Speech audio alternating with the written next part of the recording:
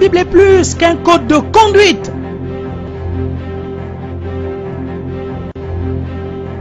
La Bible est un album.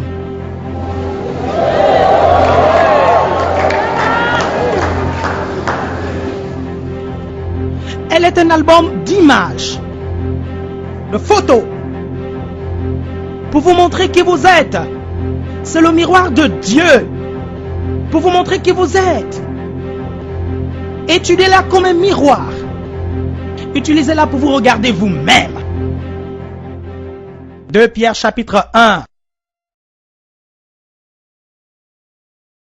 Je vais vous le lire à partir de la version Louis II révisée.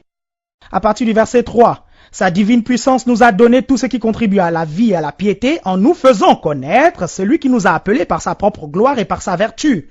Par elle, les promesses les plus précieuses et les plus grandes nous ont été données afin que par elles vous deveniez participants de la nature divine, en fuyant la corruption qui existe dans le monde par la convoitise. Est-ce que vous entendez ça? Il dit que nous devons être quoi? Participants de la nature divine, la divine nature. Au travers de Jésus-Christ, vous participez, vous devenez un co-héritier de la divine nature. Vous expérimentez la divine nature. Dites divine nature. La nature divine, c'est la nature de la déité. La divine nature, c'est la nature de Dieu. Alléluia. C'est ça la nouvelle dans le christianisme. Quand vous recevez cette vie en naissant de nouveau, quand vous recevez cette vie, elle vient dans votre esprit. Donc, quand on dit que vous êtes né de nouveau, ça veut dire que la vie que tu as de ton père est morte. Et elle a été remplacée par la vie de Jésus-Christ. Maintenant, quand vous ne comprenez pas ça, même si vous êtes né de nouveau, vous continuerez à vivre comme un être ordinaire. Quand vous êtes né de nouveau, vous n'êtes pas un être ordinaire. Vous devenez un être surnaturel. Ça, c'est ce que la Bible dit. Elle dit, si quelqu'un est, 2 Corinthiens chapitre 5, verset 17, si quelqu'un est en Christ, il est une nouvelle création. Est-ce que vous voyez ça? Il ne s'agit pas de ce qu'il était avant. Si quelqu'un est en Christ, il est une nouvelle création. Il ne dit pas qu'il deviendra une nouvelle création. Il dit il est.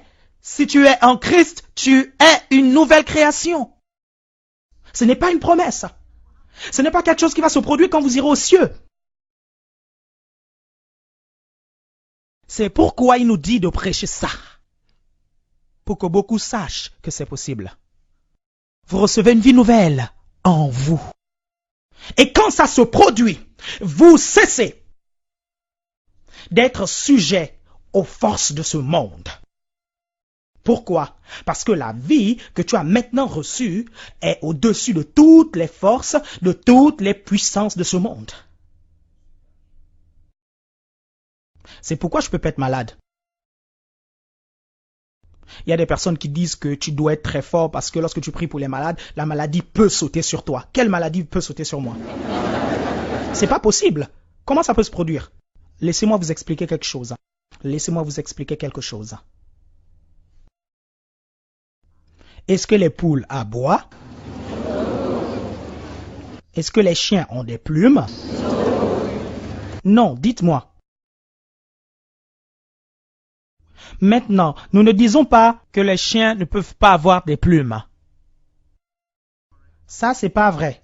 De dire que les chiens ne peuvent pas avoir des plumes. C'est aussi mauvais de dire que les poules ne peuvent pas aboyer. Parce qu'un jour, vous en trouverez. Ce que nous disons, c'est les poules n'aboient pas. Les chiens n'ont pas de plumes. Ça veut dire que c'est scientifiquement et moralement mauvais pour un chien d'avoir des plumes. Je ne sais pas si vous comprenez mon langage. Donc, nous ne disons pas que les chiens ne peuvent pas avoir des plumes, mais que les chiens n'ont pas de plumes. Ça veut dire qu'ils ne sont pas supposés. Et ils ne devraient pas. C'est naturellement mauvais, scientifiquement mauvais, moralement mauvais pour un chien d'avoir des plumes. Quand vous êtes né de nouveau, la Bible ne dit pas que vous ne pouvez pas être malade. Parce qu'il y a plusieurs qui sont malades. Ce que la Bible dit, c'est nous ne tombons pas malades. La Bible dit non. C'est naturellement mauvais pour vous d'être malade. C'est moralement mauvais pour vous d'être malade. Vous vous dites, mais c'est la vérité. Parce que la vie en vous, maintenant que vous êtes né de nouveau, ce n'est plus la même vie que vous aviez avant votre nouvelle naissance. Le problème avec beaucoup de chrétiens, c'est qu'ils pensent que la Bible a été écrite comme un code de conduite.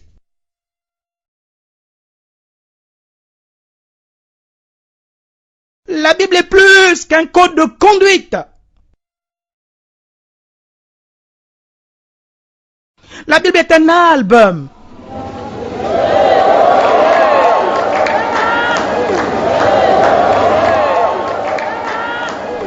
Elle est un album d'images, photos, pour vous montrer qui vous êtes.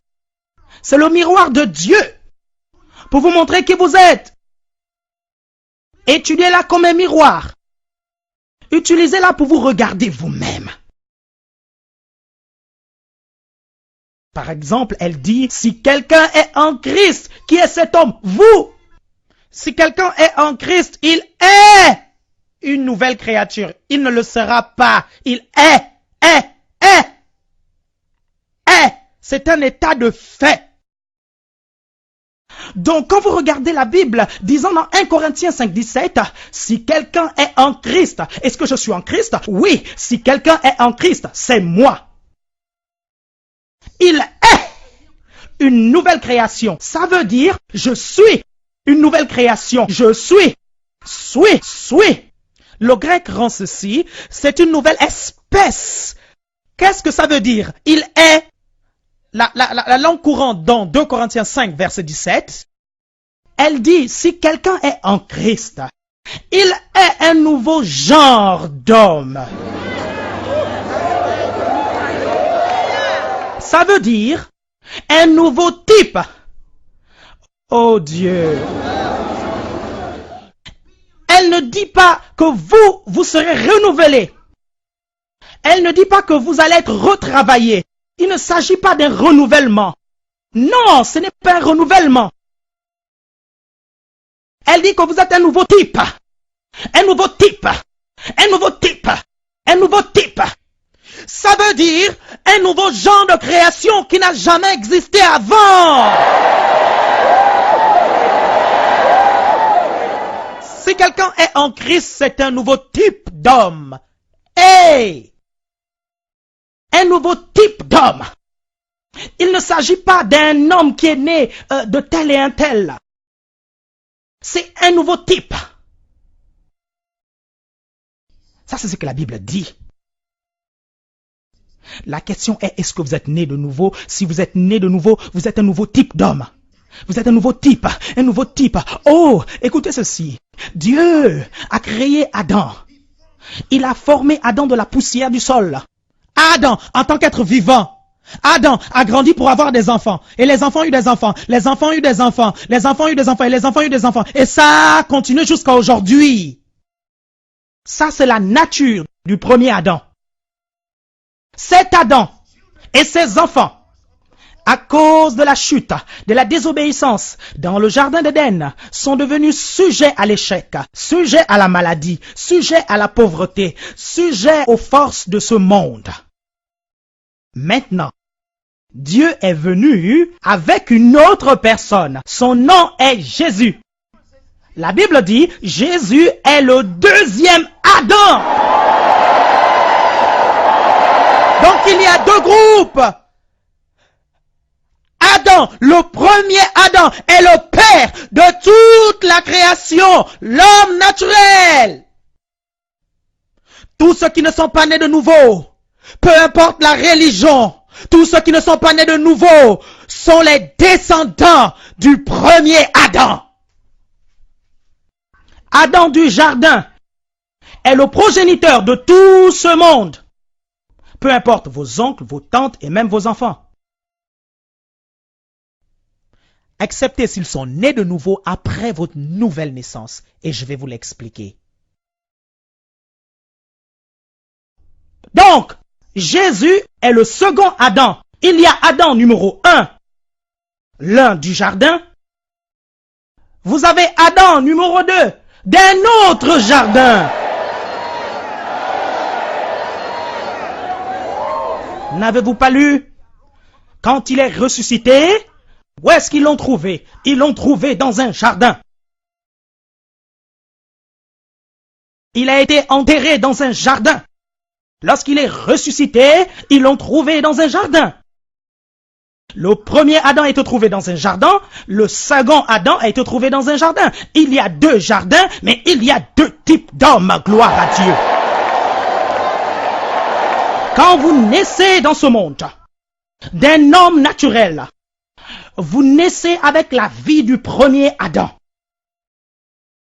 Quand vous êtes né de nouveau, la vie du premier Adam est supplantée par la vie du second Adam.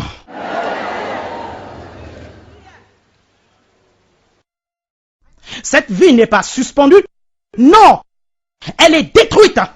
Elle est crucifiée à la croix du calvaire. Elle est détruite à la croix. Parce que quand il est mort, nous sommes morts avec lui. Quand il a été enterré, nous avons été enterrés avec lui. Qui a été enterré avec lui? Le chrétien? Non! Tout le monde dans ce monde a été enterré avec lui. Quand Jésus est mort, le monde entier est mort avec lui. Tout homme qui n'est pas encore venu dans ce monde et qui viendra est mort avec Jésus à la croix. Quand il a été enterré, tous l'ont été. Musulmans, shintoïstes, bouddhistes, eux tous l'ont été avec Jésus. Donc qui sommes-nous? Je vais vous dire. Est-ce que Jésus est mort pour nous les chrétiens? Non, pas exactement. Relaxez-vous. Il est mort pour tous les hommes. Oui, mais nous ne sommes pas tous les hommes. Oh, gloire à Dieu. Nous sommes nés de nouveau.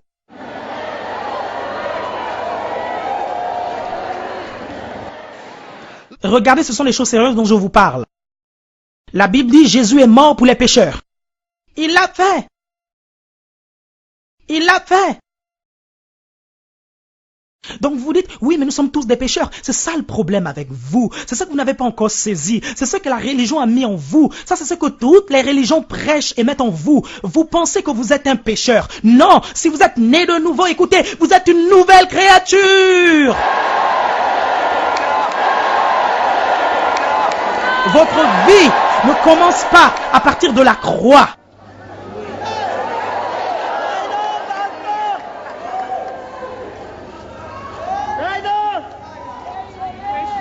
Est-ce que vous suivez ce que je vous dis? Vous savez, c'est une révélation. Écoutez, ce n'est pas quelque chose que j'ai lu et je m'en suis réjoui tout simplement il y a quelques semaines de cela. Non. Ça, c'est la révélation. Ça, c'est, vous savez, ça, c'est l'évangile selon Pasteur Chris.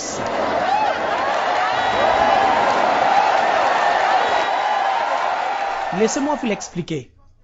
Parce qu'il y a l'évangile selon Pierre. Il y a l'évangile selon Paul. Paul a appelé ça mon évangile. Écoutez, ce que je suis en train de vous dire, ça c'est la révélation que Dieu m'a donnée. Donc ce n'est pas quelque chose rassemblé par-ci par-là. Non, c'est la révélation avec laquelle je vis et marche. Christ est mort pour moi, oui. Mais vous savez quoi? Ça, c'est le langage générique dans les Écritures. Il est mort pour nous. Ça, c'est la nouvelle. D'accord? Ça, c'est le langage générique quand nous parlons à tous les hommes. Mais qui est le chrétien? Le chrétien, ce n'est pas celui pour qui Jésus est mort. Le chrétien est le résultat de sa mort.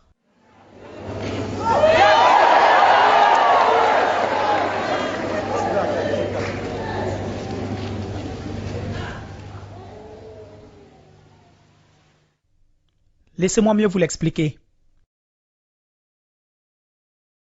Tous nos péchés ont été déposés sur Jésus. Est-ce que vous aviez lu ça? Tous nos péchés ont été déposés sur lui. Pour être jugé. Et lorsqu'il a été crucifié sur cette croix, cloué sur cette croix, il est mort comme notre sauveur. Et quand il est mort, nous sommes morts. La Bible dit qu'il a été transpercé à cause de nos crimes. Mais il était transpercé à cause de nos crimes, écrasé à cause de nos fautes. Le châtiment qui nous donne la paix est tombé sur lui. Et il est dit, par ses meurtrissures, nous sommes guéris. Nous sommes, pourquoi? Parce que il a pris nos péchés dans son propre corps à la croix. Maintenant, suivez ceci. Suivez ça très attentivement. Donc il est mort. Et il est allé en enfer. Jésus allait en enfer. Quand il est mort, il est allé en enfer. Parce que nous étions censés aller en enfer. Il allait en enfer. À la place des damnés. Mais il allait en enfer pour combattre pour nous. Il devait combattre. Gloire à Dieu. Alléluia. Gloire à Dieu. Laissez-moi vous montrer un point de révélation. D'accord? Vous pourrez comprendre les temps. Est-ce que vous êtes prêts pour l'entendre? Ok. Allez dans Ésaïe chapitre 53. Le livre d'Ésaïe chapitre 53. Et en même temps, allez dans 1 Pierre chapitre 2. Est-ce que vous y êtes? Oh, alléluia!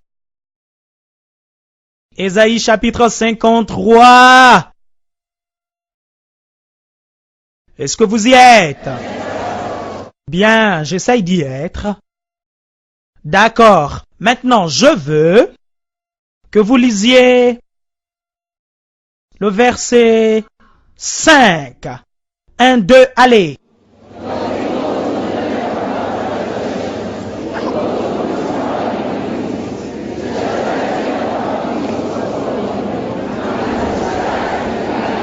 Par sa meurtrissure quoi? Par sa meurtrissure quoi? Encore une fois. Par sa meurtrissure? Ok, allez dans 1 Pierre. Chapitre 2. Verset 24. Lisez.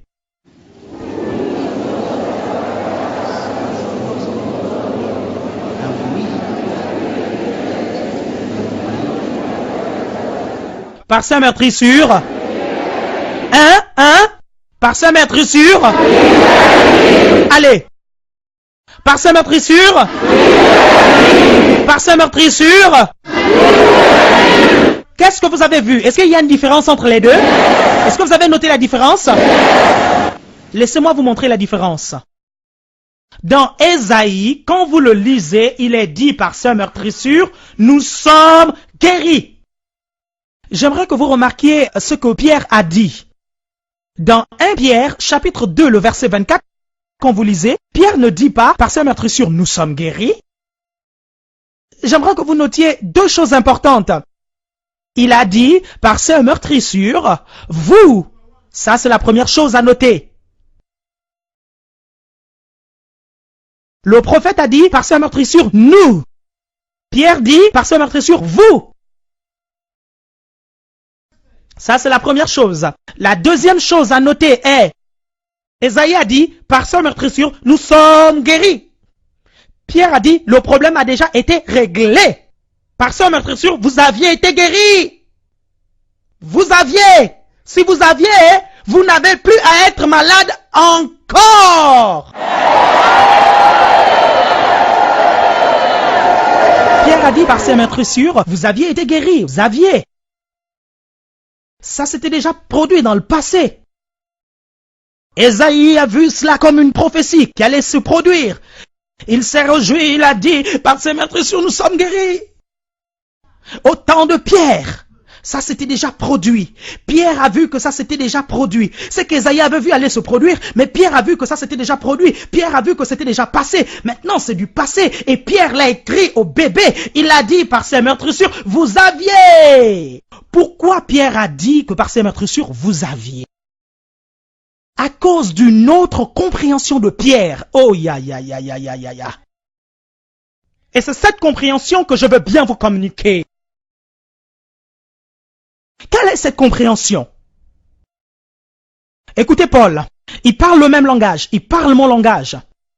Oh oui, c'est pourquoi je le comprends très bien, il parle mon langage. Et en fait, le vendredi soir, Paul était la première personne que j'ai vue s'asseoir, me regarder dans les gradins. Il était, je l'ai vu, il essayait de s'asseoir, il ajustait ses vêtements comme ça, il essayait de s'asseoir. Et le Seigneur m'a montré, il m'a dit, regarde, il te suit pendant toute la réunion. Et j'ai vu Paul ajustant ses vêtements, essayant de s'asseoir. Il parle mon langage. Écoutez Paul, il dit, mais mon Dieu pourvoira à tous vos besoins. Il ne dit pas tous nos besoins. Qu'est-ce que Paul a dit? Il a dit pour moi, j'ai appris, quel que soit l'état, à être indépendant des circonstances. Il a évolué. Il a compris le message de la nouvelle création. Dans la nouvelle création, nous ne disons pas que Dieu pourvoira. Nous n'avons pas besoin d'être pourvus. Oh.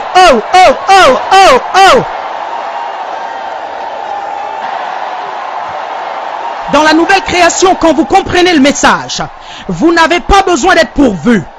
Toutes choses sont à vous. Vous n'avez pas besoin d'être pourvus. Vous devenez le pourvoyeur. Vous êtes un co-héritier avec Christ.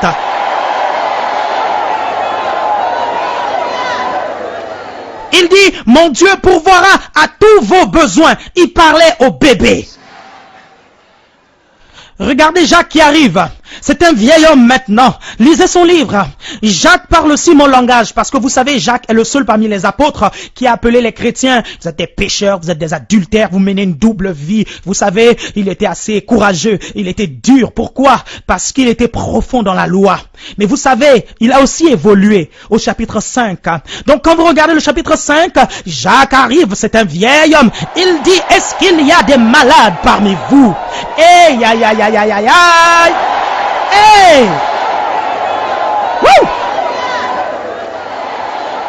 Jacques, vous savez, Jacques est un pasteur. Il n'a pas dit, je sais qu'il y a des personnes malades. Il dit, est-ce qu'il y a des malades? Est-ce qu'il y a des malades parmi vous? Devinez ce qu'il a dit. Il n'a pas dit, essaye de voir le docteur, essaye de prier. Il dit qu'il appelle les anciens de l'église. Qui sont les anciens de l'église? Je vais vous le dire qui ils sont. Quand il dit qu'il appelle les anciens de l'église, il ne parlait pas des hommes aux cheveux gris. Est-ce que vous m'entendez? Il parlait de ceux qui marchent avec Christ, de ceux qui comprennent le Saint-Esprit, ceux qui comprennent la parole de Dieu, qui comprennent le message de la foi. Ce sont les anciens de l'église. Qu'il appelle les anciens de l'église. Il ne dit pas, nous tombons malades de temps en temps. Non, il dit, est-ce qu'il y a des malades parmi vous? Parce qu'ils ne sont pas censés l'être. Et c'est pourquoi il dit qu'il appelle les anciens de l'église. Parce que ceux qui tombent malades, ce sont des bébés. En d'autres termes, est-ce qu'il y a des bébés parmi vous? Est-ce qu'il y a des bébés ici qui ne comprennent pas le langage du Nouveau Testament? Nous ne tombons pas malades. Est-ce que vous m'entendez? Nous ne tombons pas malades. Est-ce que vous m'entendez? Je refuse d'être malade. Oh, alléluia! Je sais qui je suis. Je dis, je sais qui je suis. Je suis un membre de son corps, de sa chair et de ses os. Je refuse d'être malade. Alléluia. Vous avez certainement une douleur dans votre corps, mais vous devez utiliser la parole de Dieu. Vous dites, Père, au nom de Jésus, va-t'en de mon corps. Woo! Alléluia. Vous le trouvez peut-être très dur. Peut-être que la douleur est en train de s'accroître. Et vous dites, que vais-je faire? Bien. Dans Romains, Paul nous parle au sujet d'un homme de foi. Son nom est Abraham. Paul l'aime beaucoup et l'appelle le père de la foi. Pourquoi? Parce que c'est un homme, au-delà de ses 100 ans d'âge. La Bible dit, il ne chancela pas en face des promesses de Dieu dans l'incrédulité, mais il s'est affermi dans la foi, rendant gloire à Dieu contre toute espérance. Il a cru en l'espoir qu'il deviendrait le père de plusieurs nations. Que quelqu'un dise, Alléluia! Wouh! Gloire à Dieu!